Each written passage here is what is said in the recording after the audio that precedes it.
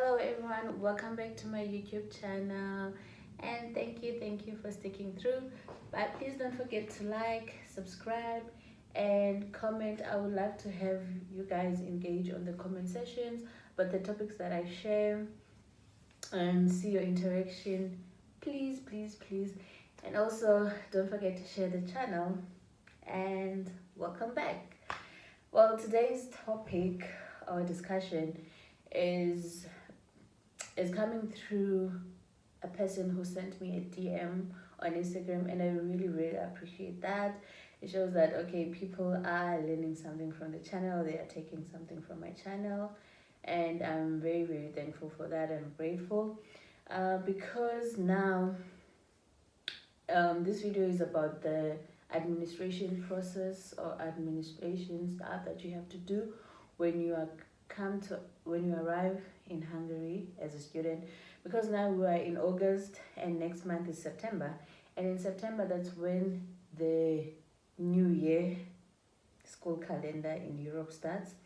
So because of that, this is the best time that I can make this video, and I'm hoping that it will assist the incoming students, because next month it's September, and these are the things that I wish I had known before coming to Hungary. But it was not too late for me to learn about these things, because my university did actually provide me with a pamphlet, and also one of the first roommates that I had, she actually did assist me. So for that, I'm forever grateful. So I think this video will bring light and will be very exciting to the people that will be coming to Hungary next month. Not even next month, just a few weeks. So if you're coming to Hungary in beginning September, because that's when school starts, around 7 September, right? Or end of August, also in a few weeks time. So this administration list is for you. Firstly, you have to bring 4 passport photos. Yes, 4. Yes. Although even for me, I never used all of them. I even still have some this year. But bring 4 passport photos. You never know when you need them, but you definitely need 4. So you'll see as you get along why you will actually need those photos, but in the process, bring 4. That's number 1. Number 2, the scholarship usually pays in the middle of October, because it's a new year, so they're doing administration, new students coming in, this and that. So it is wise to have enough money that will last you for 2 months. So which is your September and also October. Yes, in terms of rent, food, and pocket money, you need it. And also some people will be staying in the dormitory, some will be looking for apartments. So if you are someone who will be looking for an apartment, apartments are quite pricey in Hungary, I don't want to lie. Whether it's a shared apartment, because most of us students live in shared apartments, so it's expensive because you have to pay 2 months rent and you have to pay 1 month. So you have to take 2 months deposit and 1 month rent. So in one period, you're actually paying for 3 months. So that's why the accommodation is kind of pricey, and also it's usually shared apartments. But then if you can afford it, you can get yourself a 1-bedroom apartment or a studio.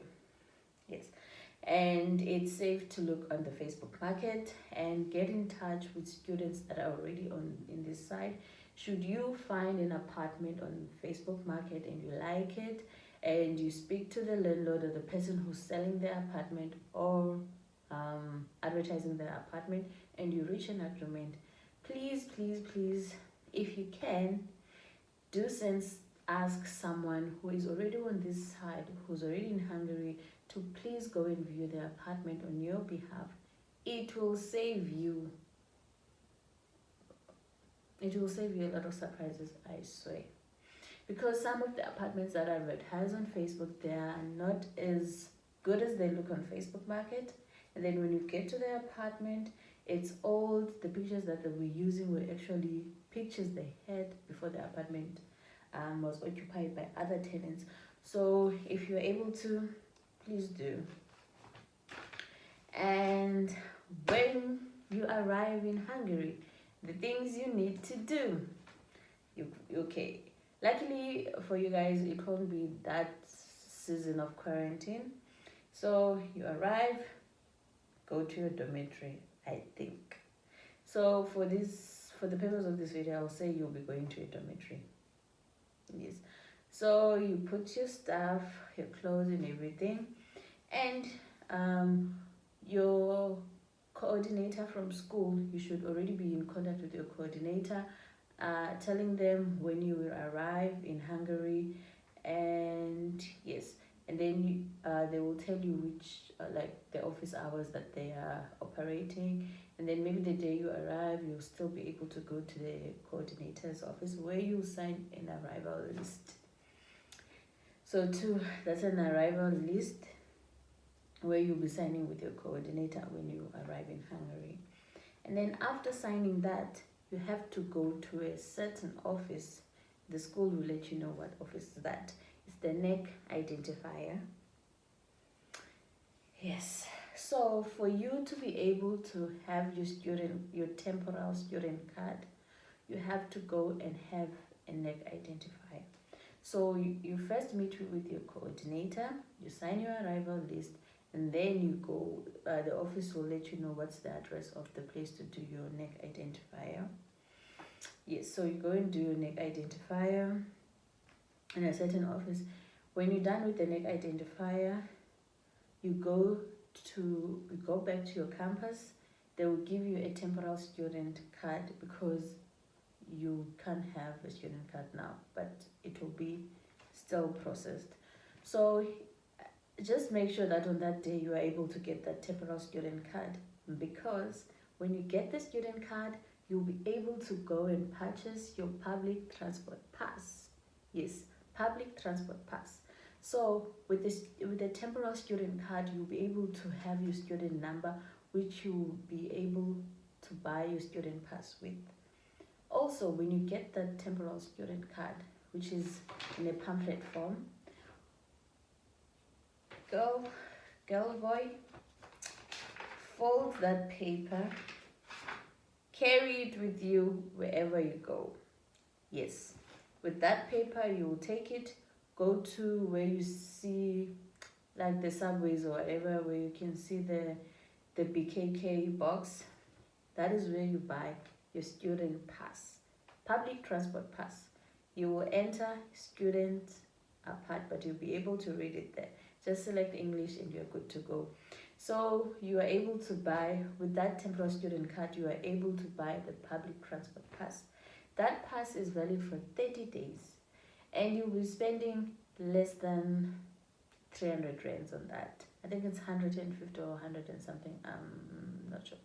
But it's 3,500 forints. So yeah, forget it in rands. So it's 3,500 forints. With that, you are able to travel for the entire month. 30 days, you are traveling within Budapest. Well, even if you're taking a bus, a tram, whatever. But on that first day that you are going to your campus to do the administration, please make sure that you get your temporal student card so that you can be able to buy your public transport pass. With that public transport pass, you buy it at a discount because you are a student. So you get a discount. And then from there, you move to the mall. When you get to the mall, also when you're doing all of this, please carry your passport. Yes, your passport should always be with you. Now you have to get a Hungarian mobile number. We have Yetel, we have Vodafone, we had Telecom, we have, I don't know if I left any network out, so I'm not sure. So we have those. most people use Yetel, and then most students use Yetel, and then we have people who use Vodafone, people who use Telecom. So yeah, get a Hungarian mobile number, and then get a bank account. The bank account might be a bit trickier. Some might want your address card, but do try to get a Hungarian bank account. Some people use OTP, some use KNH, some use Ester. Do students take Ester? And then we also have Bank of Budapest and other banks. So yeah. And then after opening a bank account, residence permit. How do you get a residence permit? If you live in a dormitory, there should be a contract that they give you from the person who runs the dormitory, and then with that you take that lease agreement, you take it to the immigration office, including your student contract, your scholarship, all that information in your passport. Take it to immigration and you tell them that you came here to do a residence permit, and then with that they will take the list that you have and they will give you a form to fill in, which is called the address card. And with the address card, you have to take it back to the person who gave you the contract so that they can sign. Now you have an address card. When you have an address card, you go to the tax office, have to apply for a tax number. And the tax number, the issue is that on Tuesdays, I think they don't open on Tuesdays. There's a most government companies in Hungary, they don't operate on Tuesdays, because even my administration at school did not operate on Tuesdays. But yeah, you go to you get your tax number. There's a tax office. There are operating hours, so you have to check which day you can be able to go. When you go, you take your residence permit. You don't have the permit yet. You don't have the card yet. So you take your address card, you take everything that you signed with your administrator at school or with your coordinator. You take all of that, you take it to the tax, because you might not have the permit yet, the residence card, but you have your address card, so you can be able to go and get your tax number. You apply. You also have to wait for that. They will send it to your dormitory, the address that you have. They will send it there. And yeah, so now you have the NEC identifier, you have a temporary student card, you have a public transport pass, you have a Hungarian mobile number, you have a bank account, you have a residence permit, you have a tax number. With the residence permit, the student card, and the tax ID, you will get only numbers, and then after the actual card is available, you will receive it on your post. Yeah, you get it from your post, they will send it. Now, with the NEC identifier operating hours, it depends which school or which university and which faculty you are under. So your school will let you know of all the details of the operating hours of the office that you should go to.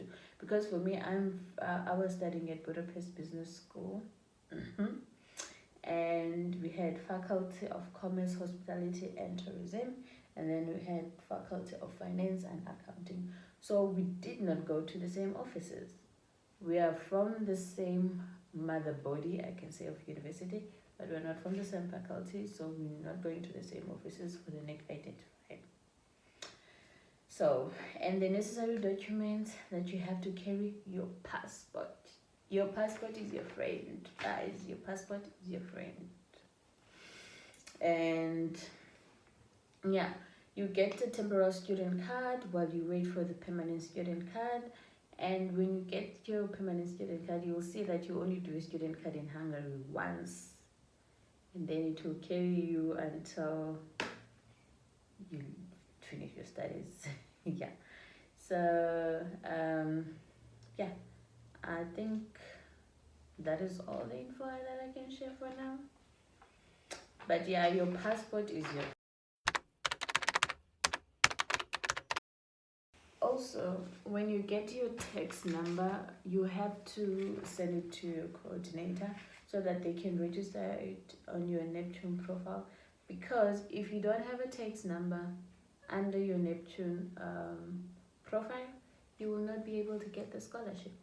And also, if you don't have a Hungarian bank account, they won't send the scholarship. So these things are very important. Please get your Hungarian bank account, your tax number. So yeah, these are the vital administration processes that you go through when you're in Hungary. Upon your arrival, yes, it will be hard at first, but at most it can take you a week to get all these documents.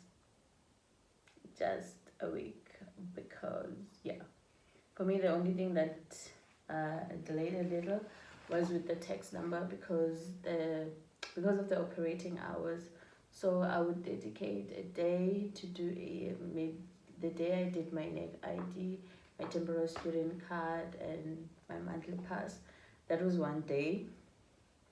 And then with immigration also, I have to wake up very early because immigration is always full.